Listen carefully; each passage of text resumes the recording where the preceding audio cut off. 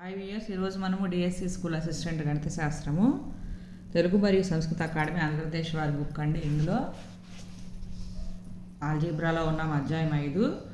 దాంట్లో ఇంటర్మీడియట్ స్థాయిలో ఉన్నాము. సిలబస్ అధ్యాయాలు చెప్పుకుంటున్నామండి. 5.1 ప్రమేయాలు అయిపోయినాయి.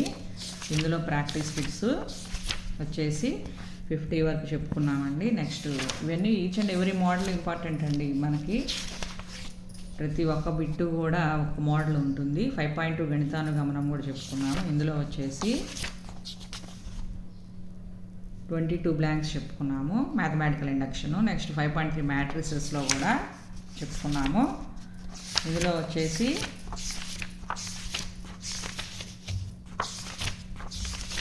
మ్యాట్రిసెస్లో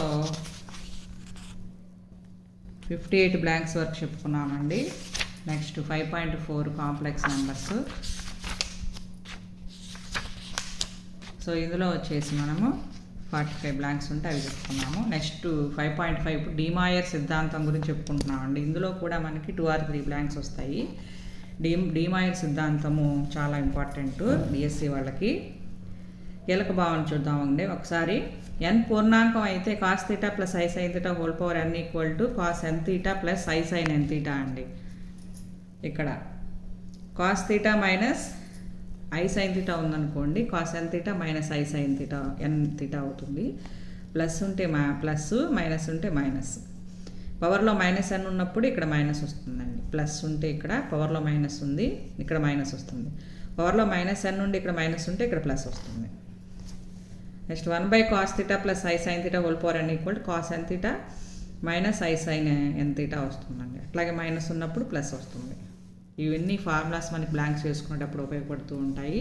ప్రాక్టీస్ బిట్స్ చేసుకునేటప్పుడు p/q q గ్రేటర్ దాన్ 1 అకర్ణీయ సంఖ్య అయితే cos θ plus i sin θ whole power p/q is equal to cos θ plus i sin θ v whole power p whole power 1/q కనుక cos p/q θ plus i sin p/q θ అనేది cos θ plus i sin θ whole power p యొక్క q మూలాల్లో 1.